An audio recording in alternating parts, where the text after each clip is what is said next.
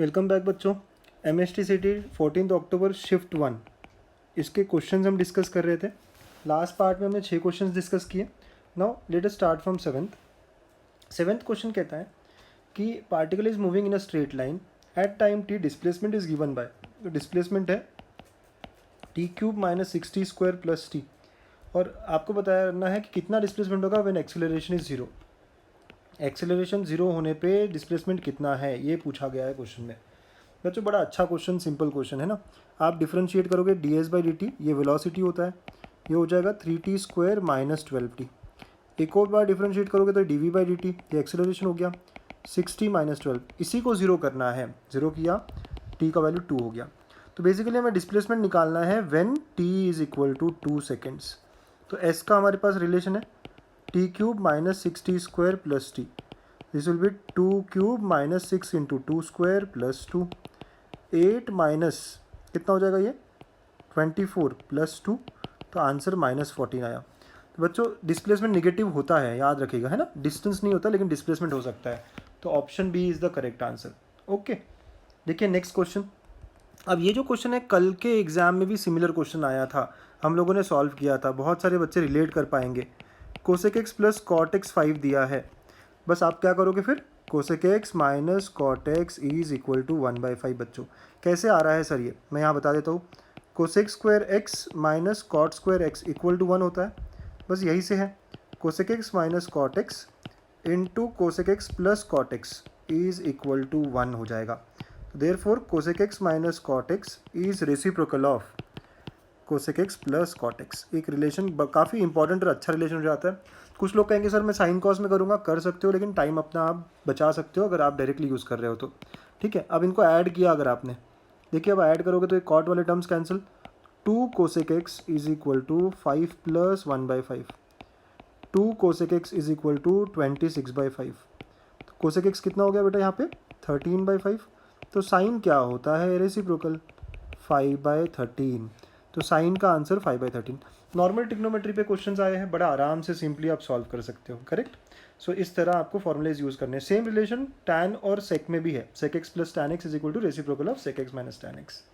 Okay, ये 9th question.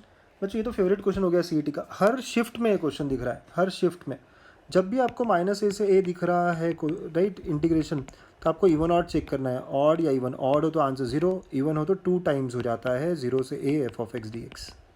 और कैसे चेक करते हैं ऑड और इवन बच्चों, तो जो फंक्शन दिया है उसको f(x) लोगे आप, जिनको अभी भी नहीं आता है बच्चों देख लो, है ना, और आप x को -x से रिप्लेस करोगे, तो f of -x will be -x upon 1 plus cos square of -x, -x upon 1 plus cos square x। मतलब ये क्या हुआ, f of -x minus f of x हुआ है, मतलब फंक्शन ऑड है, और फंक्शन ऑड हुआ तो इंटीग्रेशन क्या होता है 0, करेक्ट। यस, बहुत ही आराम से हम लोग सॉल्व कर सकते हैं। बोनस क्वेश्चन है हमारे लिए ऐसे क्वेश्चंस। कुछ क्वेश्चन जो इजी होते हैं, इजीएस्ट होते हैं, उनमें ये क्वेश्चन है, तो option D is the correct answer. Again a very standard type of question जो हमने सोचा था कि आएगा ही आएगा, वो है इफ़ द लाइन्स इंटरसेक्ट। मुझे पहला लाइन जो है x माइनस 1/2, y प्लस 1/3 और z माइनस 1/4, यहाँ पे पॉइंट क्या है इस लाइन के ऊपर, 1 -1 1, और DRS है 2 3 4। सेकेंड लाइन जो है x minus 3/1, y minus k/2, z/1, इसके ऊपर पॉइंट क्या है 3k0, और इसके DRS है 1 2 1। अगर लाइंस इंटरसेक्ट करते हैं तो इसका मतलब क्या होता है, shortest distance equal to 0। Shortest distance का फॉर्मूला सबको पता है right, x2 minus x1, y2 minus y1, z2 minus z1, a1 b1 c1, a2 b2 c2। Denominator की जरूरत नहीं है, ये इक्वल टू 0 होना चाहिए। अब x1 x2 वगैरह ये सब कहाँ से आएंगे, पॉइंट्स। तो चलिए इनमें सब्ट्रैक्शन लगाते हैं, तो क्या मिलेगा आपको, देखिएगा 3 - 1 2 हो जाएगा, ठीक है। फिर k + 1 और ये -1। फिर सेकेंड रो में सिर्फ DRS आएंगे लाइन के, ओके, दोनों लाइन के DRS should be equal to 0। इसको सॉल्व करेंगे बच्चों हम लोग, 2 into 3 - 8 minus of k + 1 into 2 - 4 right, plus -1 of, ठीक, फिर क्या होगा 4 - 3, ठीक है, this should be equal to 0। 2 into -5, ठीक है, माइनस k + 1 इंटू -2, ठीक है, और यहाँ पे क्या हुआ minus of 1 equal to 0, correct. देखिए तो ये -10, ओके, ये plus 2k + 2 -1 equal to 0, 2k equal to 9, तो k का वैल्यू आ गया 9/2। तो बस लाइंस इंटरसेक्ट अगर हो रही है तो आपको समझना क्या है, ये फॉर्मूला लगाना है आपको, ठीक है। तो answer comes out to be 9/2 which is option B. Again ये प्रीवियस ईयर में भी पूछा हुआ क्वेश्चन है, राइट, तो बड़ा अच्छा क्वेश्चन है ना। अच्छे ऐसे क्वेश्चन आ रहे हो तो हम बड़े खुश हो जाते हैं। Next, eccentricity of ellipse. बच्चों इलिप्स की जगह शायद हाइपरबोला पूछा था, ठीक है, लेकिन कोई बात नहीं, शिफ्टेड फॉर्म था, बस थोड़ा लेंदी हो जाता है क्वेश्चन, बट शिफ्टेड फॉर्म था, मतलब स्टैंडर्ड कर्व नहीं था, ठीक है। तो इलिप्स की जगह हाइपरबोला पूछा था ऐसा कहते हैं बच्चे, लेकिन ठीक है, आपको बस ध्यान का देना है शिफ्टेड फॉर्म है। सो 25x² + 16y² - 150x - 175 = 0। क्या करेंगे, ये स्टैंडर्ड नहीं है। जब स्टैंडर्ड नहीं हो तो x के टर्म्स इकट्ठा कर लो, y के टर्म्स इकट्ठा कर लो और कांस्टेंट अकेले को अलग साइड पे लेके जाओ। तो ये क्या होगा, 25x² - 150x, ये x के टर्म इकट्ठा कर लिए, 16y², y के टर्म भी इकट्ठा कर लिए और 175 को दूसरे साइड लेके चले गए। यहाँ से आप 25 कॉमन निकालोगे बेटा, तो ऐसा हो जाएगा ये, ठीक है। y में कुछ करने की ज़रूरत नहीं है, अगर होता तो कर लेते। अब आपको कंप्लीटिंग स्क्वायर करना पड़ेगा, मतलब क्या, आपको ऐड 9 एंड सब्ट्रैक्ट 9। क्यों, कंप्लीटिंग स्क्वायर सबको आता है। 25 ये हो जाएगा x - 3 होल स्क्वायर -9 + 16y² = 175। अब 25 को मल्टीप्लाई करते हैं, तो 25 × x - 3 whole square -225 + 16y² = 175। Yes, थोड़ा लेंदी है। 25 x - 3 होल स्क्वायर + 16y², अरे 225 उधर चला गया तो 400 हो जाएगा। लेट्स डिवाइड बाय 400 बच्चों, तो x - 3 whole square by 16 + y² by 25 = 1। यहाँ देखेंगे आप, कंपेयर किया, a² 16 है, b² 25 है। सर ये वर्टिकल इलिप्स है। कैसा इलिप्स है बच्चों, ये वर्टिकल इलिप्स, ठीक है। तो वर्टिकल इलिप्स का जो इसेंट्रिसिटी है वो b² - a² बाय b² हो जाता है। 25 - 16 बाय 25, e² क्या हो जाएगा, 9/25। तो देयरफॉर e का वैल्यू इज़ 3/5। तो मेन बात क्या है, जब शिफ्टेड होता है तो कैसे हम कंप्लीटिंग स्क्वायर कर रहे हैं वो इंपॉर्टेंट है, चाहे इलिप्स हो चाहे हाइपरबोला हो ना। स्टैंडर्ड जो क्वेश्चन है, जिस तरह का क्वेश्चन है वो इंपॉर्टेंट है समझना, ठीक है बच्चों, वेरी नाइस। ओके, एक और क्वेश्चन करेंगे। Okay, 12th question. देखिए, इस तरह के क्वेश्चन अगर आपने नहीं किया हो तो अच्छी बात है ना, आप अभी कर रहे हो, राइट, ये आपका प्रिपेयर हो रहा है टॉपिक। ये कौन से टॉपिक का क्वेश्चन है, डिफरेंशियल इक्वेशंस, बैक्टीरिया पे। Certain culture of bacteria the rate of increase is proportional to number present, ठीक है। तो आपको बोला जाता है कि rate is proportional to number present, ठीक है, ऐसी बात है, पॉपुलेशन ग्रोथ वाली बात हुई। It is found that the number doubles in 4 hours. Okay, तो ये अगर आप सॉल्व करोगे, अगर किसी को याद है तो बहुत ही अच्छी बात है, ठीक है। ऐसे हो जाता है बेटा ये, तो dp/p = k/dt।